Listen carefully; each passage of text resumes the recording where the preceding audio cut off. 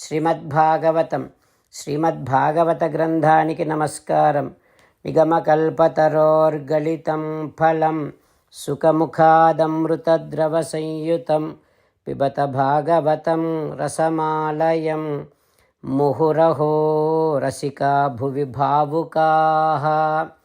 శ్రీసుఖయోగీంద్రుల వారికి నమస్కారం.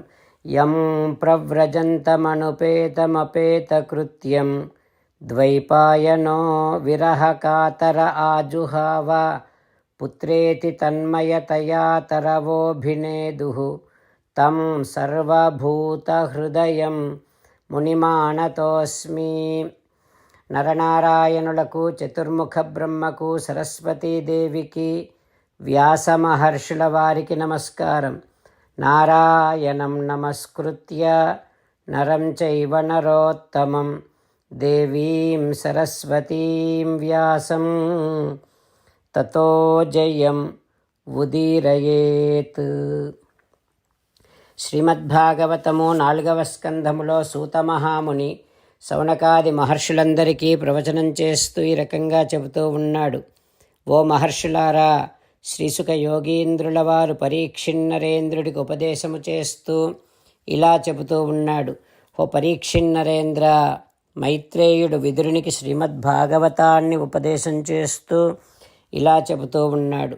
హో విదురా, సనకాదులు పృథు మహారాజుకు ఉపదేశం చేస్తూ ఇలా చెబుతూ ఉన్నారు. హో పృథు మహారాజా, శ్రీమన్నారాయణుడిని సంతతము స్మరించటమే మానవుడికి క్షేమాన్ని కలిగించేటటువంటి ఏకైక సాధనం. శ్రీమన్నారాయణుని యందు భక్తి కలగాలి అనంటే దానికి మొట్టమొదటి మెట్టు శ్రద్ధ. సా శ్రద్ధయా భగవత్ ధర్మచర్యయా జిజ్ఞాసయా. శ్రద్ధతో భగవానుని దర్శించటం, భగవానుడి సేవ చేయటం, వీటన్నింటిని గురించి నిత్యము తెలుసుకుంటూ ఉండటం. ఓ రాజా, పవిత్రమైనటువంటి పుణ్యశ్రవ కథయా పుణ్యయా చ, భగవంతుని యొక్క పవిత్రమైనటువంటి కథలను వింటూ ఉండాలి. భక్తితో భగవానుడిని సేవించేటటువంటి భాగవతోత్తములను ప్రేమతో సేవిస్తూ ఉండాలి. ఇట్లాంటి జీవితాన్ని గడుపుతూ ఉండాలి. ప్రాపంచికమైన సుఖాలయందు, భోగములయందు ఆసక్తి కలిగి ఉండేటటువంటి వారితో స్నేహము చేయకూడదు. ఓ రాజా, ఎవరిని నొప్పించకూడదు.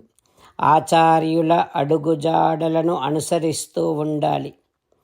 శరీరముతో ఆచరించేటటువంటి స్వధర్మములను, కర్మలను అన్నింటినీ ఆ శ్రీమన్నారాయణుడి సేవగా ఆచరిస్తూ ఉండాలి. సకల దేహాలలో ఉన్నటువంటి ఆత్మస్వరూపాన్ని గుర్తిస్తూ సమదృష్టిని కలిగి ఉండాలి. భగవానుని యొక్క గుణానుసంధానము చేస్తూ, నామానుసంధానము చేస్తూ ఉంటే క్రమముగా భక్తి వృద్ధి చెందుతుంది. ఓ రాజా, ఎల్లప్పుడూ ఇంద్రియ సుఖాల గురించి నిరంతరము ఆలోచిస్తూ ఉంటే మనస్సు అల్లకల్లోలితమవుతుంది, తేజస్సు తెలియకుండానే క్షీణించిపోతుంది, చైతన్యము తగ్గిపోతుంది అంటూ సనత్కుమారుడు పృథు మహారాజుకు ఉపదేశం చేస్తూ ఉన్నాడు. ఆ తర్వాత ఏం జరుగుతుందో రేపు తెలుసుకుందాం. ఓం శ్రీకృష్ణ పరబ్రహ్మణే నమః. ఓం అస్మద్గురుభ్యో నమః. అంతేకాకుండా మనం ప్రతిరోజు శ్రీమన్నారాయణుడికి ఒక 8 పనులు చేస్తాం అని మాట ఇద్దాం. ఎందుకంటే శ్రీకృష్ణ భగవానుడు 18వ అధ్యాయములో 65 నుండి 70వ శ్లోకాల ద్వారా శ్రీమద్భగవద్గీత అంతటికీ సారభూతముగా మనకు 8 పనులు చేయమని చెప్పాడు. అలా చేస్తే చాలు, నేను మిమ్మల్ని అన్ని విధాలుగా రక్షిస్తా అని ప్రమాణపూర్వకముగా ప్రతిజ్ఞ కూడా చేశాడు. అందుకని శ్రీమద్భగవద్గీతను అంతటినీ విన్న తర్వాత అర్జునుడు కూడా చివరకు కరిష్యే వచనం తవ, కృష్ణ నువ్వు చెప్పినట్టే చేస్తా అని అన్నాడు. కనుకనే భగవానుడు అర్జునుడికి అన్ని విధాల విజయాన్ని అందించాడు. మనం కూడా ప్రతిరోజు శ్రీమన్నారాయణుడికి ఆ రకంగానే మాట ఇద్దాం. 8 పనులు చేస్తాం అని మనము మాట ఇస్తే అది అష్టాక్షరీ మహామంత్ర జపము చేసినటువంటి ఫలితాన్ని మనకు ప్రతిరోజు ఇస్తుంది. ఇట్లా మాట ఇవ్వటం కంటే గొప్ప పూజ, యజ్ఞము, తపస్సు మరొక్కటి లేనే లేదు. అందుకని నేను అంటూ ఉంటాను, మీరు మనస్సులో భావిస్తూ ఉండండి. ఈ రకంగా మనము మాట ఇస్తూ ఉంటే శ్రీకృష్ణ భగవానుడి ముఖారవిందములో కలిగేటటువంటి ఆనందాన్ని మనం ప్రతిరోజు దర్శిద్దాం, ఆస్వాదిద్దాం. జై శ్రీమన్నారాయణ.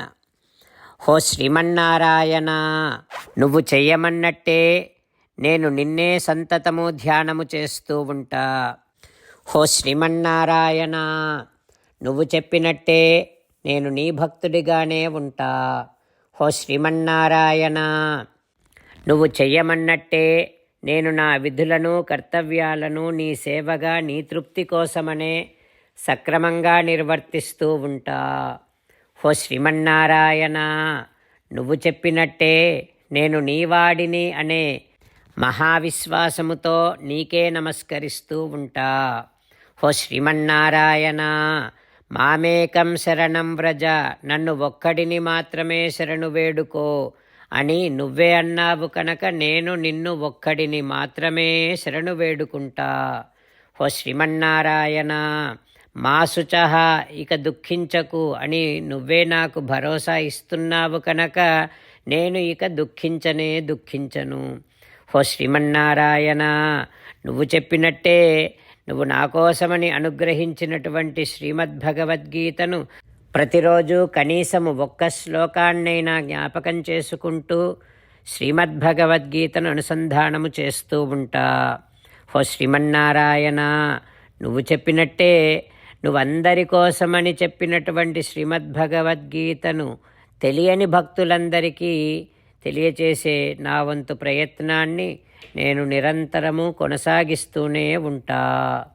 హో శ్రీమన్నారాయణ, నేను నువ్వు చెప్పినట్టే చేస్తా, నీకు నచ్చినట్టే ప్రవర్తిస్తా, నీకోసమే పని చేస్తూ ఉంటా.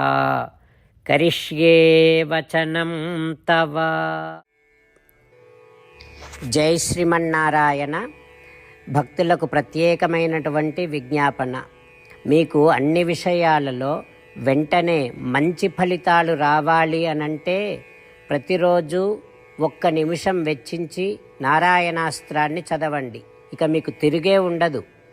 నారాయణాస్త్రాన్ని పొందడానికి మీరేం చేయాలంటే నారాయణాస్త్రం అనే వెబ్సైట్కి వెళ్ళి మీ పేరు, మీ ఈమెయిల్ ఇస్తే మీ ఈమెయిల్కి నారాయణాస్త్రం PDF వస్తుంది. అందులో ఒక రామాయణ శ్లోకం, ఒక గీతా శ్లోకం, ఒక విష్ణునామం ఉంటాయి. ఆ మూడింటిని కలిపి నారాయణాస్త్రం అంటాం. ప్రతి ఒక్కరికి వేరువేరు శ్లోకాలను ఇస్తున్నాం. ఆ రకంగా ఎవరి శ్లోకాన్ని వారు ప్రతిరోజు తప్పనిసరిగా చదవటం వలన ప్రతిరోజు ప్రతి 24,000 భక్తులతో ఒకసారి సంపూర్ణ రామాయణ పారాయణ, 33 సార్లు శ్రీమద్ భగవద్గీత పారాయణ, 24 సార్లు శ్రీ విష్ణు సహస్రనామ స్తోత్ర పారాయణ జరుగుతుంది. ప్రతి ఒక్కరికి అంతటి విశేష ఫలితము ప్రతిరోజు లభిస్తుంది. అందుకని మీరు, మీ కుటుంబ సభ్యులు అందరూ ఒక్కొక్కరు ఒక్కొక్క నారాయణాస్త్రాన్ని వెంటనే పొందండి. జై శ్రీమన్నారాయణ.